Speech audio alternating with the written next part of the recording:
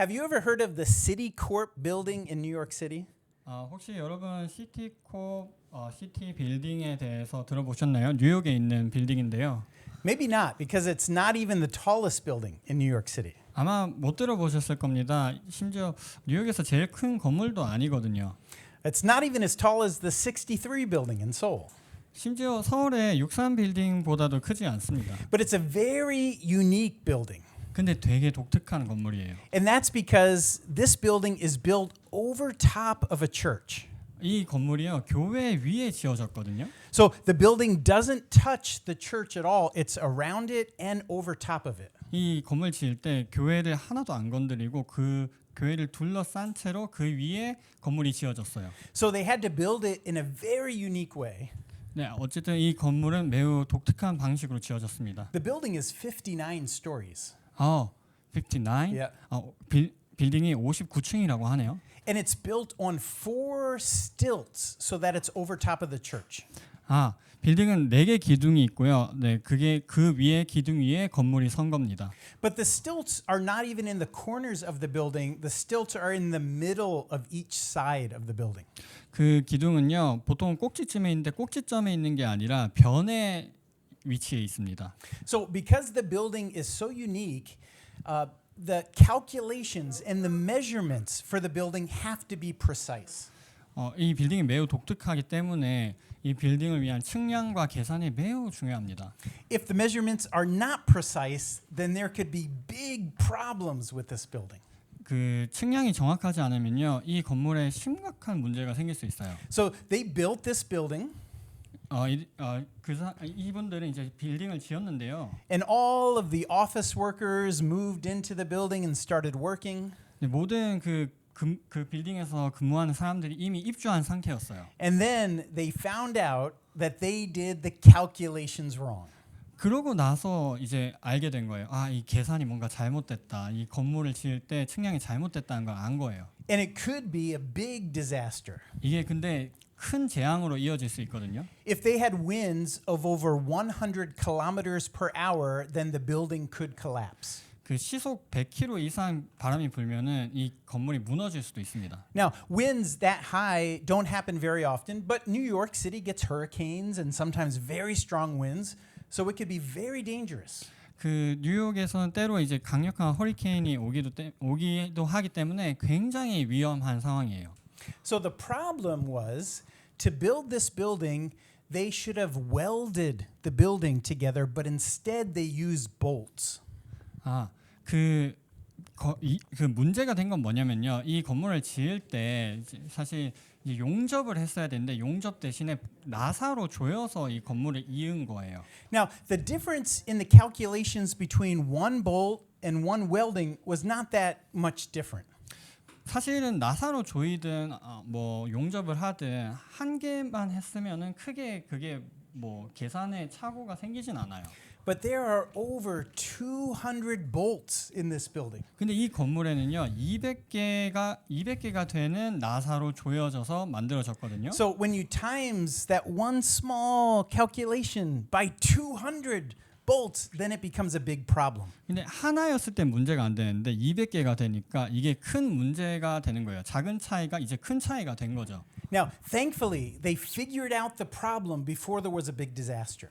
감사하게도 근데 이 문제를 그 재앙이 일어나기 전에 발견을 했어요. And they fixed the problem by attaching 200 steel plates, welding steel plates all across where the bolts were. 어떻게 이 문제 해결했냐면은 그 나사로 조여진 부분에 철판을 갖다 대서 다시 용접을 했어요. Now, the moral of the story is that when doing any kind of building project, a small calculation error can result in a huge problem. 이 이야기의 교훈은 작은 그 건축에서 작은 그 계산 오류가 큰 문제로 이어진다는 거예요. Now, the same is true when we read and study the Bible. 근데 이게요 성경 읽을 때도 동일하게 적용되는 부분이 있습니다. Even if we have a small error in how we read the Bible, that can result in a huge problem later on. 네. 그 성경 구절에서 그 이제 한 구절을 잘못 이해하는 게 전체를 이제 오해하게끔 만들 수 있거든요. And our passage of scripture is a really good example of that. 오늘 말씀이 정말 좋은 예시가 될 겁니다. Today, our passage of scripture is often referred to as the Great Commission. 오늘 우리가 나눌 말씀은요. 대위임령에 관한 것이에요. But did you know that the words the Great Commission are not even found in the Bible? 근데 그거 아세요? 대위임령이라는 말은요. 성경에서 발견되는 단어가 아닙니다. It's a heading in our Bible, but it's not in the actual words of the Bible itself. 근데 이거는 대위임령이라는 거는 성경 내용 안에 포함된 게 아니라 그 주석처럼 이제 성경 소제목에 포함된 그런 내용이에요. These words were popularized about 200 years ago by Hudson Taylor, a missionary to China. 이 단어 대위임령이라는 단어가 허드슨 테일러라는 중국 선교사에 의해서 유명해졌어요. But since that time, now this passage of scripture has been used as a missionary sending scripture. 그때 이후로 이 구절은요, 그 선교사를 파송하는 구절로 계속 사용돼 왔어요. At missions conferences all around the world, this passage is preached as the Great Commission. 그 미션 Sure. say again? At missions conferences around the world, they use this passage of scripture to send missionaries off. 그 전 세계 선교 집회나 대회에서 이 구절을 사용해서 이제 선교사들을 파송하려고 했죠. Now, maybe you say, well, that doesn't sound like such a bad thing. 근데 여러분 생각하기에 뭐 그렇게 나쁜 건 아니네 이렇게 생각하실 수 있어요. But the problem is that the emphasis now falls on us and what we have to do for God. 근데 문제는 뭐냐면요. 이게요. 강조점이 우리가 하나님을 위해서 무엇을 해야 되냐에 있다는 거예요. God then becomes dependent on us to finish the task that he could not finish on his own. 그렇게 되면요. 하나님께서 스스로 이제 어떤 사역을 할 수 있는 게 아니라 우리에게 의존해야만 사역을 할 수 있다라는 생각을 심어주는 거예요. But did you know that for the first 1600 years of church history, this passage of scripture was not understood in that way? 근데 아세요? 1600년 동안 교회는요. 이 말씀을 단 한 번도 이렇게 이해한 적이 없어요. The church understood this scripture first as a revelation of who Jesus is, and second as an invitation for us to join in his work. 그 당시 이제 그 교회는요. 이 구절을 어떻게 이해했냐면은 첫째로는 예수님이 누구신지에 대한 그런 계시로 이해했고요. 둘째로는요.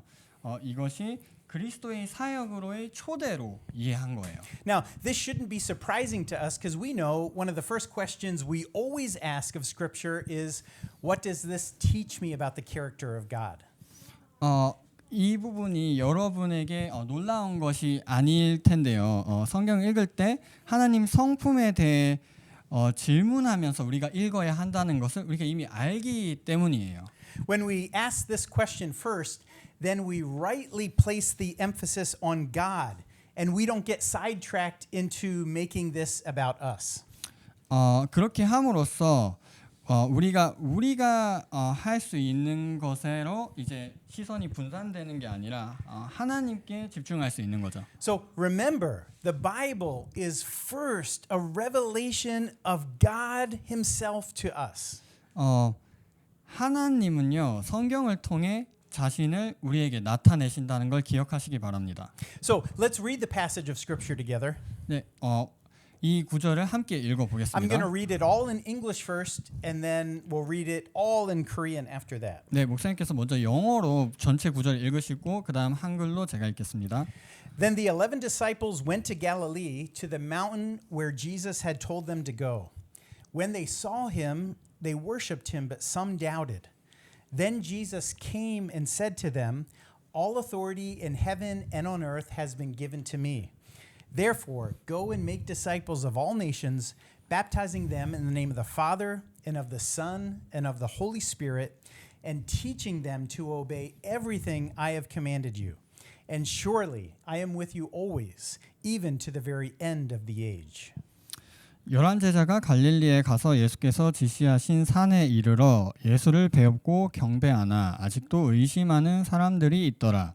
예수께서 나와 말씀하여 이르시되 하늘과 땅의 모든 권세를 내게 주셨으니 그러므로 너희는 가서 모든 민족을 제자로 삼아 아버지와 아들과 성령의 이름으로 세례를 베풀고 내가 너희에게 분부한 모든 것을 가르쳐 지키게 하라. 볼지어다 내가 세상 끝날까지 너희와 함께 항상 있으리라 하시니라. Amen. 아멘.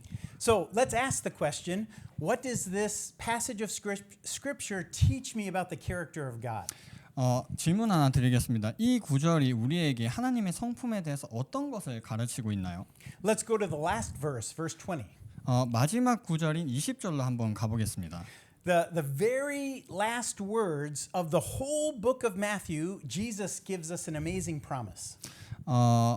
20절 후반부는 예수 그리스도로부터 받은 놀라운 약속에 대한 것입니다. I am with you always to the very end of the age.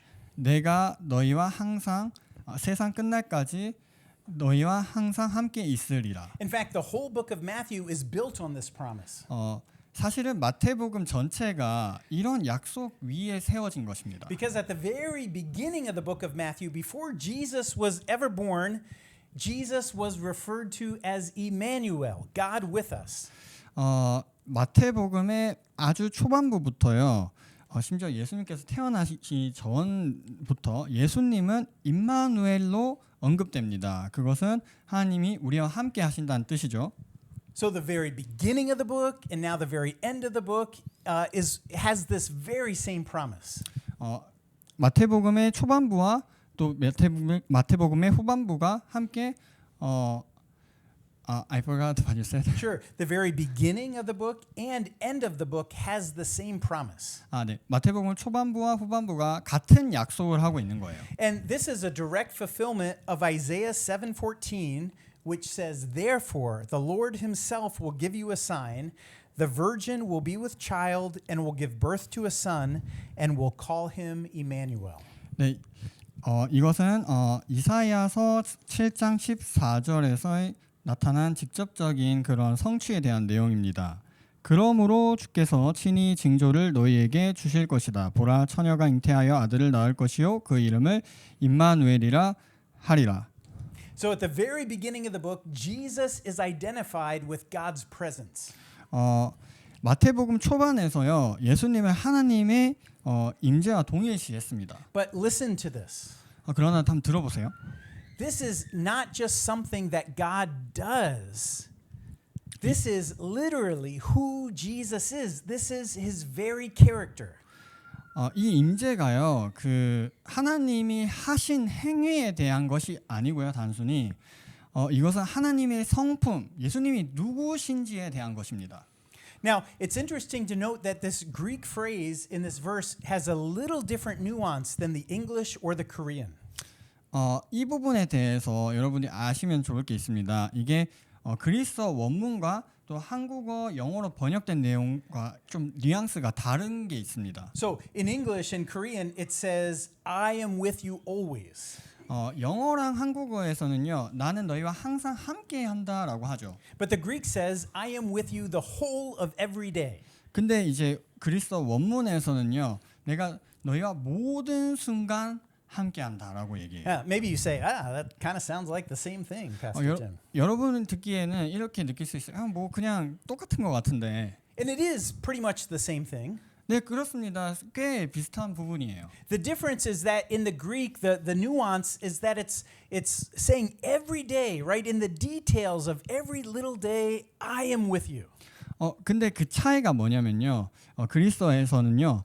이 우리 일상의 그 디테일 세부 사항에까지 얘기한다는 거예요. So not only in the big picture of life, but also in the small details of everyday life. 매일의 큰 그림을 얘기할 뿐만이 아니라 매일의 세부적인 것까지 다룬다는 거예요. Jesus says every minute of every day I am with you. 예수님께서 말씀하시기를 매일의 매 분마다 너와 함께 있겠다. Now, the idea of God being present with us is not unique to the New Testament. 근데요, 이렇게 주님이 우리와 하나님이 우리와 함께 하신다는 것은요.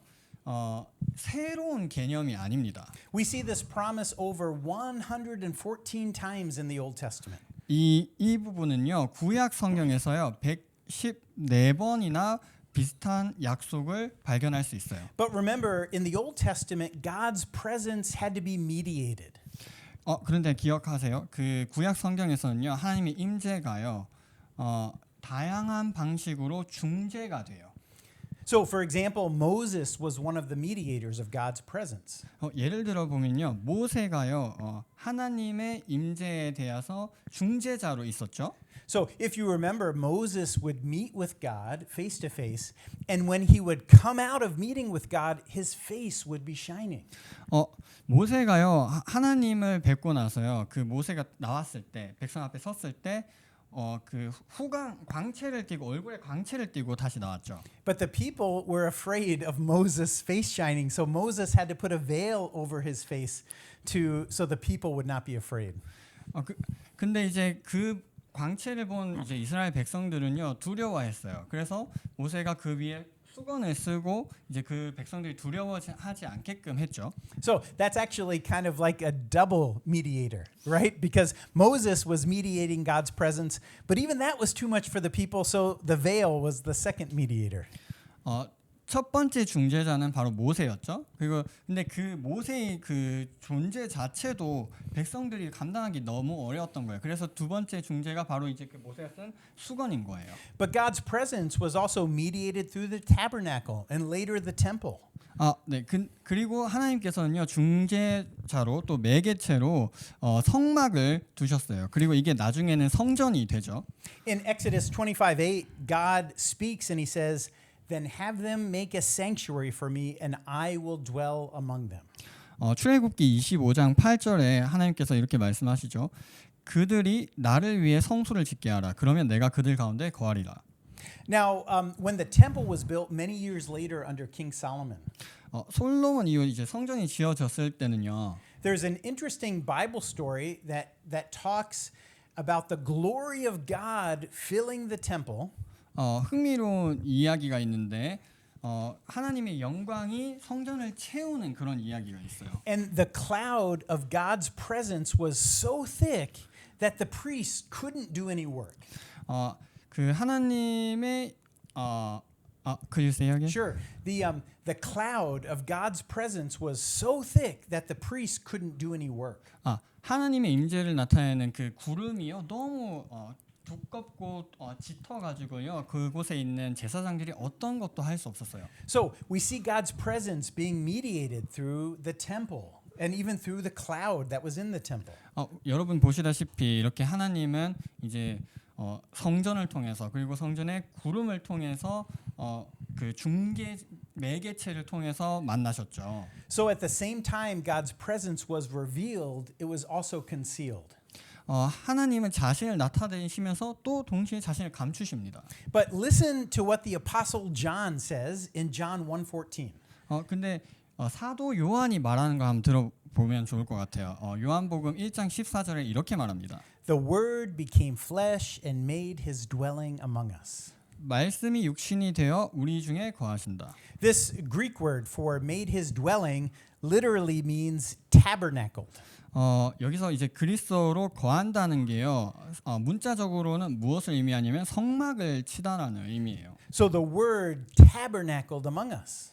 그러니까 이제 그 말씀이 육신이 되어 우리 중에 성막을 친다는 의미가 되죠. So maybe you're saying, I have no idea what that means. We don't use the word tabernacled in English. 아마도 이제 우리 무슨 말인지 모르겠는데 우리는 성막을 친다는 그런 말을 안 쓰지 않아? It's the same idea if you like camping. It's the same idea to think of pitching your tent. So it's like Jesus pitched his tent among us.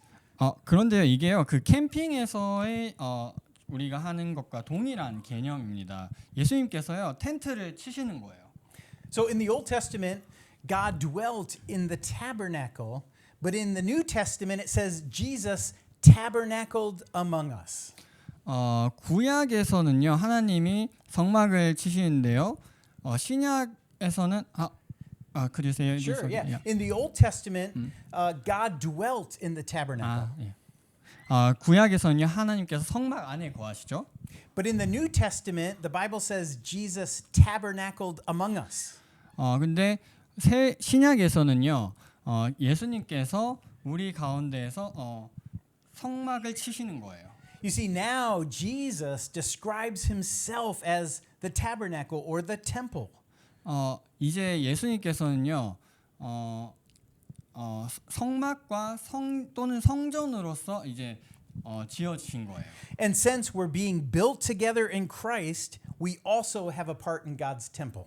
우리가요 주님 안에서 함께 지어졌잖아요. 그래서 우리는 이제 하나님의 성전의 일부가 된 거예요. This very real temple is being built with living stones, and the Bible says that we are the living stones. 이 진정한 성전은요 그 산돌로 지어졌는데요. 성경이 말하기요 우리가 산돌이라는 거예요. We are God's house, 우리가 하나님의 집이라는 거예요. and the presence of God now dwells in us. 하나님의 임재가요 이제 우리 안에 거하는 거예요. Now, John 1:14 says the word became flesh and dwelt among us. 요한복음 1장 14절에서요 하나님의 말씀이 육신되어 우리 안에 거한다고 합니다. But I didn't read the last part of that verse. 근데 아직 그 나머지 부분을 읽어드리진 않았는데요. The rest of the verse says, "And we saw his glory, glory as of the only begotten from the Father, full of grace and truth." 그 나머지 구절은 이렇습니다. 우리가 그의 영광을 보니 아버지의 독생자의 영광이요 은혜와 진리가 충만하더라. In the Old Testament, God's glory was shrouded by the cloud. 구약에서요 하나님의 영광은요 구름으로 가려졌어요. But now God's glory is fully visible to us in Jesus Christ. 근데 이제요 그 하나님의 영광이 완전 주님을 통해서 우리가 볼 수 있게 된 거예요. Now, I met Melissa Schilding님 about 30 years ago in Bible college. 목사님께서요 그 30년 전에 신학교에서 멜리사 실장님을 만나셨어요. And it was a really beautiful campus, Bible college campus. 그 학교 캠퍼스 진짜 예뻤거든요. Maybe the most special building was what we called the castle. 좀 특별한 건물이 있었는데 그 성이라고 불리는 그런 이제 건물이 있었어요. It was truly like an old style castle built with stones. It was really beautiful. 그 진짜 성처럼 생겼어요. 그래서 옛날 스타일의 고성처럼 생겼는데 벽돌로 이렇게 쌓여진 그런 건물이었어요. And we had a few things in that building, but the library was one of the things that was in there. 네, 거기 이제 그 성처럼 생긴 건물 안에는 도서관도 있었어요. And Melissa Schilding님 and I used to study together in the library. 네, 거기서 이제 실장님하고 목사님 같이 공부하기도 하셨답니다. Well, after we graduated, the Bible college actually moved to a different campus. 근데요, 목사님 졸업하시고 나서 그 학교 캠퍼스가 다른 지역으로 옮겨졌어요. So our Bible college campus then became abandoned. No one used it. 그렇게 되자 원래 이제 그 학교 있던 자리는 버려져 가지고 아무도 사용하지 않는 그런 공지가 된 거예요. Now, right before we moved to Korea, we took the kids and went back to see our old campus. 목사님께서 한국으로 오시기 직전에 아이들을 데리고 그 캠퍼스로 다시 찾아가셨었어요. And it was so sad. 정말 슬펐답니다. It was empty, yes, but it was also falling apart. 그 단지 비어 있을 뿐만 아니에요. 완전 무너지고 있었어요. The most special building, the castle, was just really sad. 그 성이라고 불렸던 그 건물도요. 정말 진짜 슬펐어요. 그 건물을 보면. There were even rodents running around the castle. 심지어 이제 뭐 쥐나 이런 설치류가 막 그 건물을 막 배회하고 다녔어요.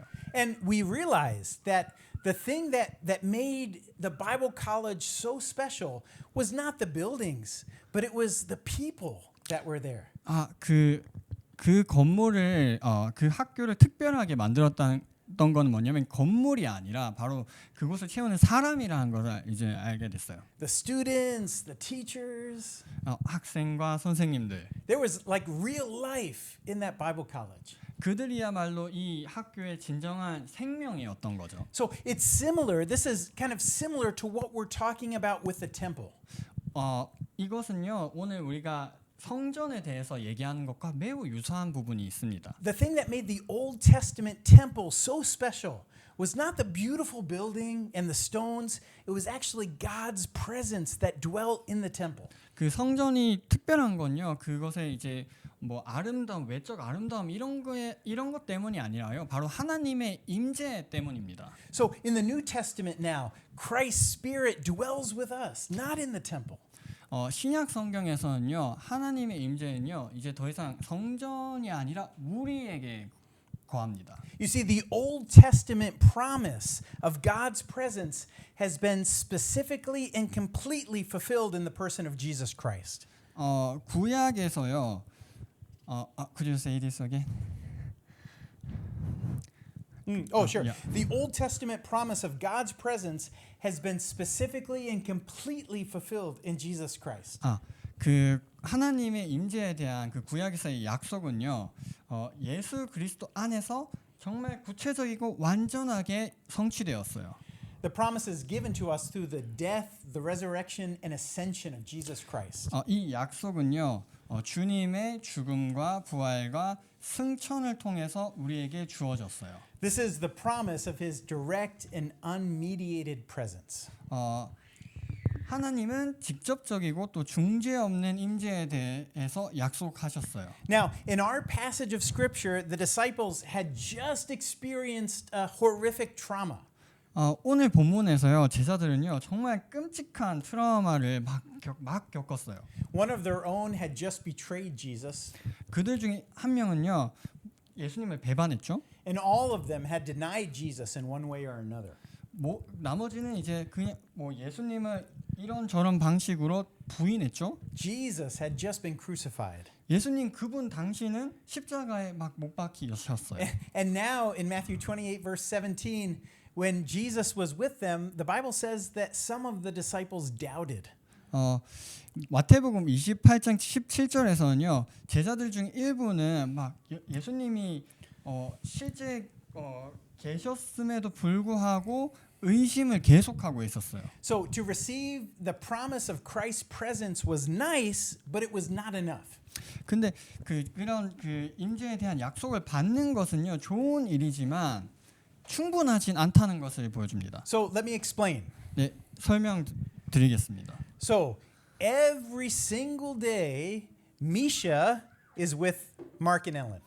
매일 미샤는 마크 선교사님과 엘렌 선교사님과 함께 있죠. 24 hours a day, 7 days a week. 일주일 24시간 내내요. When they go to bed, he is there. 침실에 갈 때도 함께 있죠. When they wake up, he is there. 일어났을 때도 미샤가 거기 있죠. When they eat dinner, he is there. 저녁 먹을 때도 미샤가 있어요.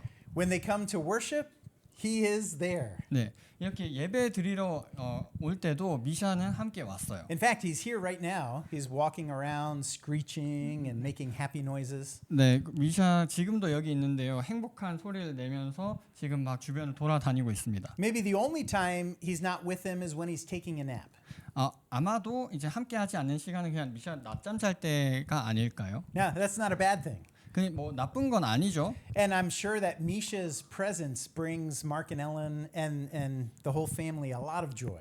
미샤의 존재가 마크 선교사님, 엘렌 선교사님 그리고 또 다른 자제분들에게 큰 기쁨을 줄 겁니다. But if robbers, if bad guys broke into Mark and Ellen's house, 근데 만약에요 그 강도 나쁜 사람이 마크 선교사님, 엘렌 선교사님 되게 침입했다고 해볼게요. Misha's presence would not help them at all. 미샤가 있다고 해서 그 선교사님의 가정에 어떤 도움이 되나요? Misha is not yet strong enough, wise enough. He's not capable enough to protect his family. 미샤가 힘이 충분히 센가요? 아니면 충분히 지혜로운가요? 아니면은 뭐 가족을 지키기에 충분히 강한가요? Mark and Ellen would have to be the ones to protect Misha. 마크 선교사님, 엘렌 선교사님이 오히려 이제 미샤를 지켜야겠죠. Now, it's similar for the disciples. 이게 제자들의 상황과 비슷한 것입니다. Because the disciples were facing a hostile situation. 왜냐면요, 제자들은요 정말 자신들에게 적대적인 그런 상황을 마주하고 있었어요. Just read the book of Acts and you can understand the hostile situation they were facing. book of If you read the book of Acts, you can understand the hostile situation that the disciples were facing. 네, 사도행전을 보시면요. 그 얼마나 제자들이 극심한 상황에 처했는지를 아실 수 있을 거예요. So if all the disciples had was Christ's presence without his power and authority, it wouldn't be enough. 그 단순히 예수님의 임재, 그리스도에 대한 임재에 대한 약속 그것만으로는요.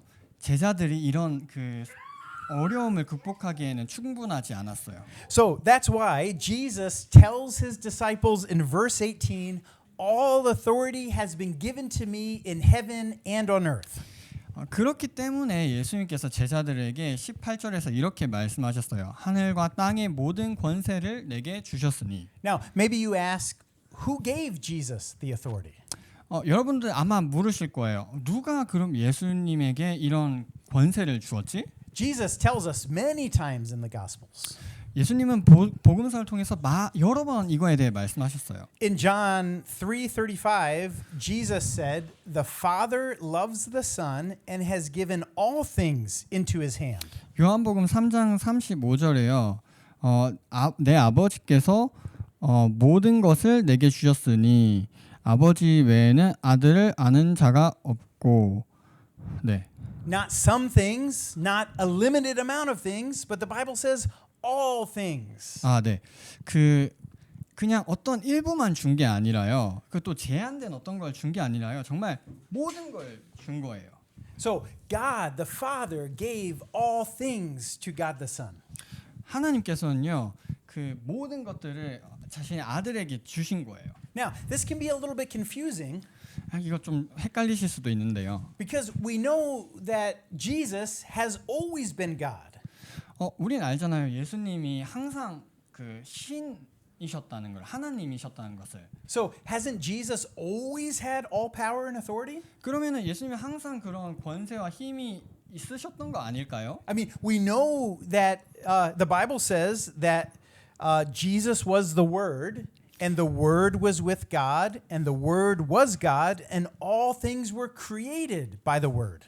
네, 성경에서 예수님은 말씀이라 하고 또 그 말씀은 하나님과 함께 있었다 하고 또 말씀이 곧 하나님이라고 하고 또 모든 것들이 이 말씀을 통해 창조됐다고 하잖아요. So then why does power and authority have to be given to Jesus? 그러면 왜 예수님이 권세와 힘을 받아야 하는 걸까요? Now, you're right to think that Jesus was always fully God. 여러분 이렇게 생각하신 게 맞습니다. 예수님이 항상 완전한 힘과 권세를 갖고 계셨다라고 이해하는 것은 옳은 생각이긴 합니다. But in Matthew chapter 1, something different happens. 근데요 마태복음 1장에서요 좀 다른 어떤 일이 일어나요. God the Son took on flesh. 하나님의 아들이 육신을 입은 거예요. When the time was fulfilled, God sent forth his son, born of a woman, born of the seed of David. 그 하나님의 아들이요. Could you say this again? Sure. When the time was fulfilled, God sent forth his son, born of a woman, born of the seed of David. 네.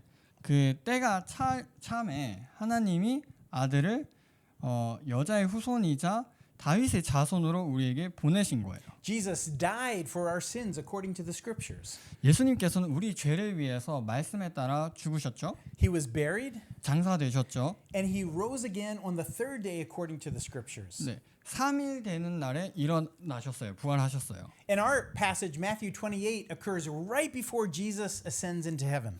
오늘 본문은요. 예수님이 승천하기 직전에 대한 내용을 다루고 있습니다. So we call this the incarnation. 우린 이거를 성육신이라고 부르죠. God taking on flesh, becoming human. 하나님께서요. 그 육체를 취하신 거예요. 인간이 되기 위해서요. And so even in our passage of scripture, after Jesus was resurrected, he still had a human body. 심지어 오늘 본문에서도요. 부활하시고 나서 지금도 몸을 갖고 계십니다. Now, this is really important. 정말 중요한 내용인데요. Maybe not too exciting. 그렇게 재밌진 않을 수도 but 있지만 really important, so pay attention. 정말 중요하니 집중해 주세요. Jesus has two natures, 예수님께서는요 두 가지 속성을 갖고 계십니다. a divine nature and a human nature. 신성성과요 인간성이에요. Now, these two natures, there's been a lot of weird views in church history on this. 이 두 가지 속성에 대해서는요 교회사적으로 굉장히 독특한 관점들이 있었습니다. So, for example, some heresies said that Jesus' two natures fused together to form a kind of third nature. 어떤 그 이단에서는요 이 두 가지 속성이 합쳐져 가지고 좀 이렇게 또 제3의 어떤 속성을 예수님께서 나타내신다 이렇게 가르치기도 해요. But that's not true. 근데 그건 사실이 아닙니다. It's also not true that these two natures can be separated. 그런데요 이 두 가지 속성이 분리될 수 있다고 하는 것도 사실이 아닙니다. So Christ's two natures are perfectly united in one person, Jesus Christ. 이 두 가지 속성은요 주님 안에서요 완전히 하나가 됩니다. So when Christ accomplished his work, then God the Father exalted Christ and gave him all authority and power. 주님께서요 그의 모든 사역을 완수하셨을 때요 하나님 아버지께서는 그리스도이신 주님을 일으키시고 그분에게 모든 권세와 힘을 주셨어요. Now, just like God's presence, God's authority has always been mediated. 앞서 하나님의 임재가 중재되었던 것처럼 하나님의 권세도 항상 중개되었어요. 중재자가 필요했었어요. For example, through kings. 예를 들어 볼게요. 왕이 대표적인 예죠. But now God's original design for humanity has been achieved. 근데 이제는요. 하나님의 그 본래 인간에 대한 의도가 완전히 성취되었어요. His rule is being exercised through a human being. 그 한 인간을 통해서 그분의 통치가 이루어지고 있습니다. God's kingdom has come through Jesus Christ. 하나님의 나라가요. 예수 그리스도를 통해서 완성되었습니다. Now, this kind of all seems a bit mysterious to us. 이런 모든 것들이 좀 신비로울 것 같은데요. But God allows us to see this from a heavenly perspective. 하나님께서는요. 그런데 이러한 하늘에서 신성한 그 하늘이 주는 이런 관점들을요. 볼 수 있도록 해 주셨어요. And we see this in Daniel chapter 7. 우리는요. 이거를요. 다니엘서 7장에서도 발견할 수 We're not going to 있습니다. read this, but on your own time read Daniel chapter 7. 우리가 지금 읽진 않겠지만 여러분 시간 되실 때 읽어 보시기 바랍니다. And this is where the Son of Man comes with the clouds, and all nations, peoples, and languages serve him. 그 인자가요 구름과 함께 와가지고요 모든 민족과 사람과 언어가 그 인자를 섬깁니다. And remember, throughout the Gospels, they refer to Jesus as the Son of Man. 기억을 더듬어 보면은요 인자는요 그래서 Throughout the Gospels, Jesus is referred to as the Son of Man. 네, 예수님은요 복음서 전체에서 인자로 그렇게 언급되고 있습니다. And Daniel chapter 7 says, to him, to the Son of Man, was given dominion, glory, and a kingdom. 다니엘서 7장에서요 그분에게 그 인자에게 통치권과 또 왕권이 주어졌다고 얘기합니다. So we now understand Daniel chapter 7 in light of Matthew 28:18 when Jesus declares all authority has been given to me in heaven and on earth. 우리는 이제 이 다니엘 7장을요 마태복음 28장 18절의 관점에서 이해할 수 있습니다. 예수님께서 거기서 이렇게 선포하셨죠. 모든 권세가 하늘과 땅의 모든 권세가 내게 주어졌으니. Okay, so we're on the home stretch. We're getting close to the finish. 네, 우리 점점 이제 점점 끝으로 결론으로 다가가고 있습니다. So now because we understand God's character, now we can look at what God's command is to us. Sure, we understand God's character, so now we can look at God's command. What God tells us to do in this passage of scripture. I'm sorry. Oh, sure. Yeah. Yep. So here, now that we understand Christ's character, now we can understand what he has commanded us to do. 네, 우리가 하나님의 그 성품에 대해서 이해했죠. 그리고 그분이 우리에게 명령하시는 것을 또 이해했습니다. So in verses 19 and 20, 네, 19절, 20절에서요. there seems to be four commands, four verbs. So go, make, baptize, and teach. 거기서 네 가지 동사가 나오는데 가라, 제자를 삼아라, 세례를 줘라, 가르쳐라입니다. But did you know there's actually only one command? 근데 그거 아세요? 이게요 사실은 한 가지 명령입니다. And that one command is to make disciples.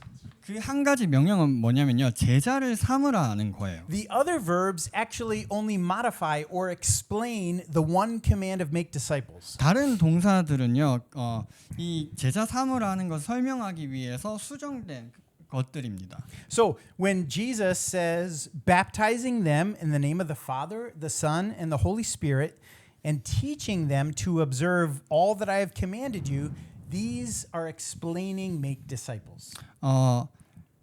아버지와 아들과 성령의 이름으로 제자를 삼으라. 그리고 내가 분부한 모든 것을 가르쳐 지키게 하라는 이 모든 내용이요. 사실 무엇을 설명하냐면 제자 삼으라는 그 동사를 설명하는 거예요. So it's not something we have to figure out. 이게 우리가 막 그 발굴해야 되는 그런 것이 아닙니다. We don't have to come up with our own plan on how to make disciples. 우리가 우리 자신의 계획, 제자를 삼기 위해서 우리 자신의 계획이 필요한 게 아니에요. We don't disciple better with large churches or more elaborate outreach events. 우리가요 그 큰 교회에서 큰 교회를 통해서 더 좋은 제자를 양성하는 것도 아니고요. 막 세심한 그런 단기 선교를 해서 그렇게 제자 만드는 것도 아닙니다. We don't make disciples through missionaries who are building churches or running humanitarian aid campaigns. 우리가요 그 교회를 세우고 또 인도주의적인 사역을 하는 그런 선교사를 통해서 제자 삼는 것도 아닙니다. Jesus said we make disciples two ways. 예수님께서 through the word and through the sacrament. 예수님께서 말씀하시기로 제자 삼는 방법은 두 가지가 있는데요. 하나는 말씀이고요. 하나는 성례전입니다. Now, the word which is teaching them to obey everything I have commanded you. 이제 그 말씀이라는 건요. 내가 분부한 모든 것을 가르쳐 지키게 하라는 거예요. Now, if you remember 3 weeks ago in Pastor Foley's sermon, 여러분들 혹시 그 몇 주 전에 폴리 목사님 설교를 기억하시나요? he says that he told us that Jesus uses some words interchangeably.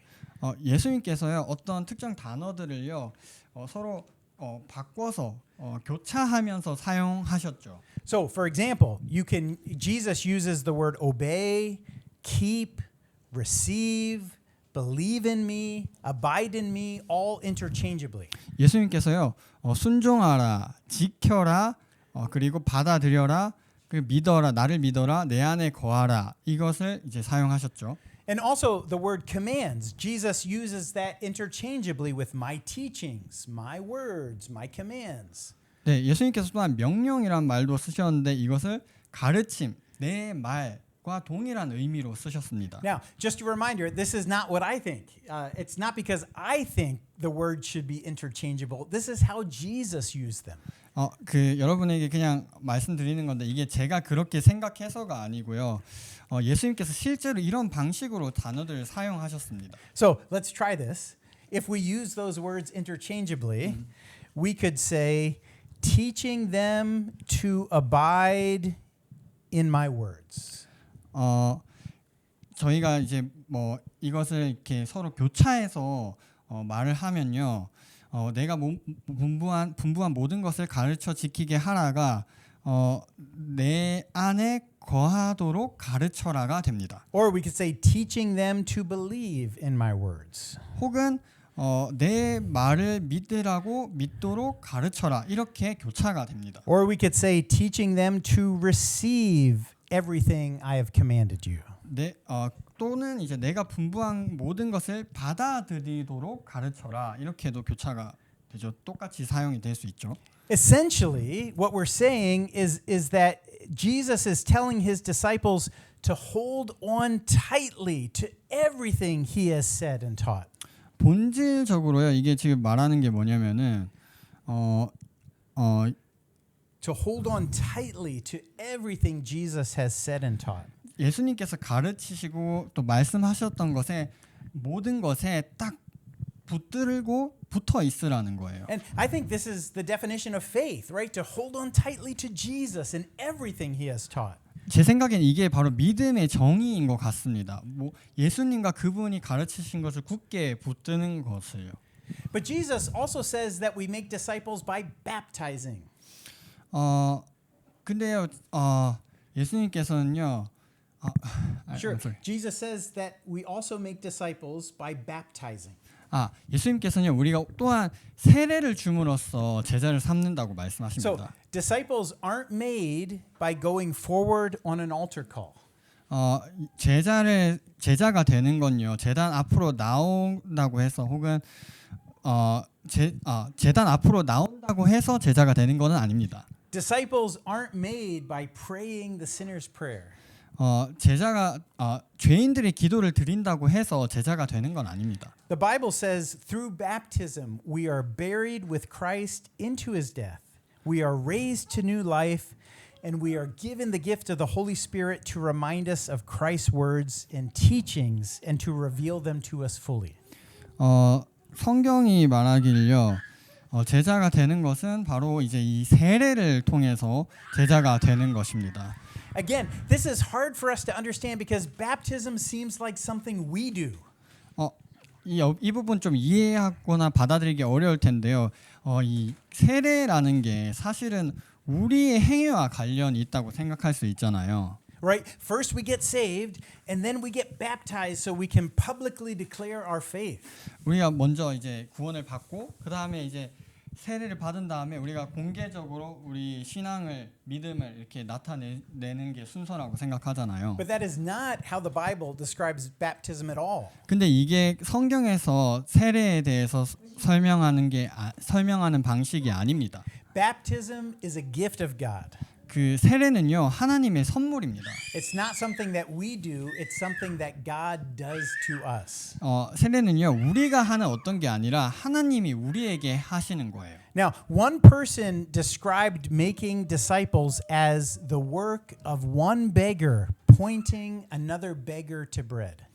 어떤 사람은 제자 삼는다는 걸 이렇게 표현했습니다. 한 거지가 다른 거지에게 그 빵이 있는 곳을 알려주는 거라고 그렇게 표현을 했습니다. So we don't even possess the bread. We're just pointing other people to where we got the bread. 네, 우리는 그 빵을 가지고 있는 게 아니에요. 우리는 그저 그 빵이 어디 있는지를 가리킬 뿐이에요.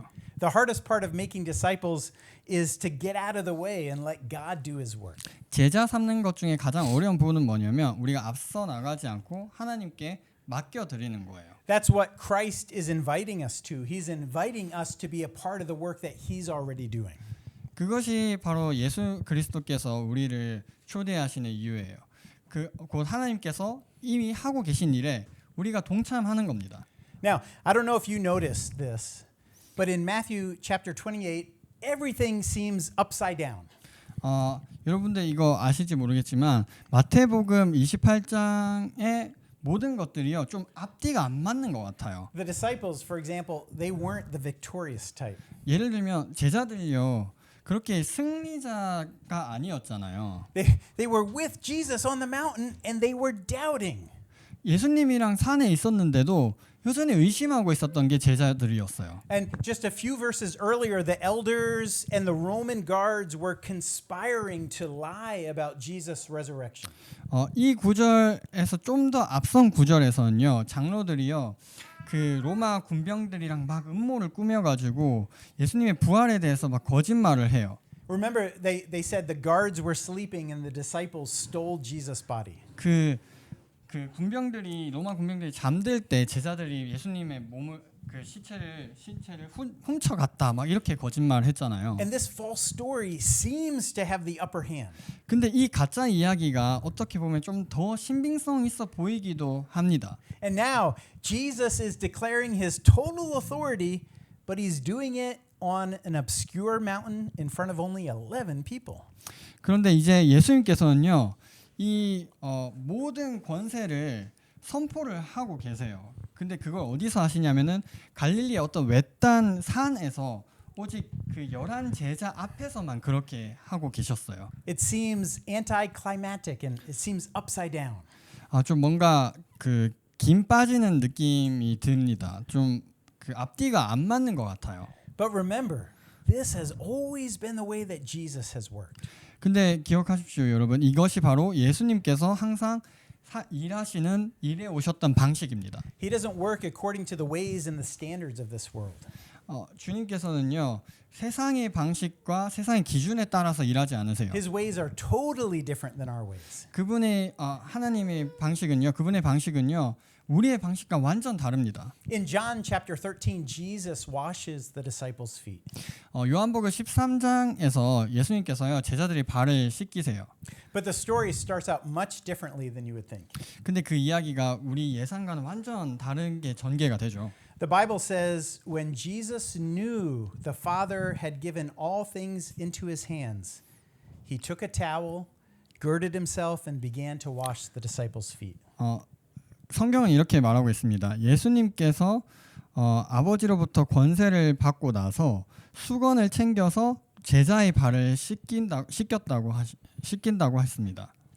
According to our human thinking, Jesus, when he got all things from the Father, Jesus should have marched on Rome, led a revolt, and took down Caesar. 예.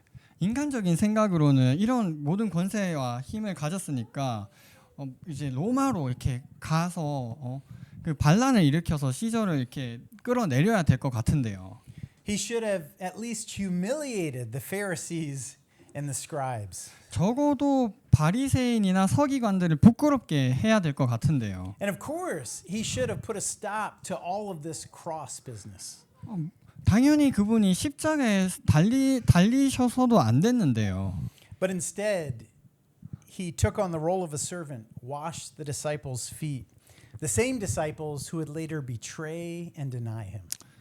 그 대신에 예수님께서는 종의 역할을 취하셔가지고 제자들을 발을 씻기십니다. 그 예수님을 배반하고 또 부인했던 그 제자들이요.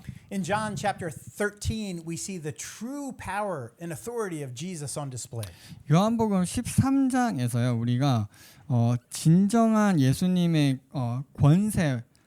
권세와 힘을 발견할 수가 있습니다. And on the cross, we see the true power and authority of Jesus on display. 네, 십자가에서요 우리는 그분의 진정한 권세와 힘을 볼 수가 있습니다. And on an obscure mountain in front of a bunch of disciples who had just failed miserably, we see the power and authority of Jesus on display. 그 패배감에 찌들어 있는 그런 제자들과 함께 그 갈릴리 외딴 산에서 우리는 오히려 예수님의 권세와 힘을 볼 수가 있습니다. This upside down work of Jesus is the same when it comes to making disciples.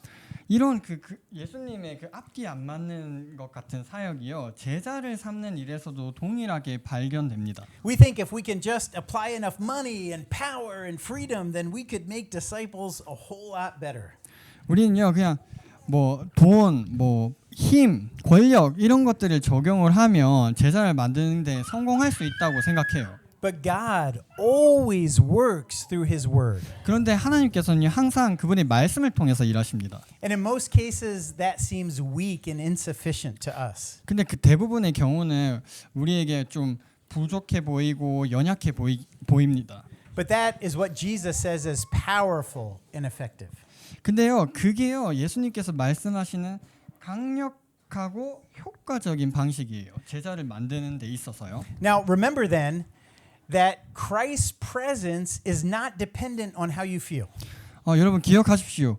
그 그리스도의 임재에 대한 약속은요. 우리의 감정과 우리가 어떻게 느끼는지와는 무관합니다. Listen, you don't have to feel good.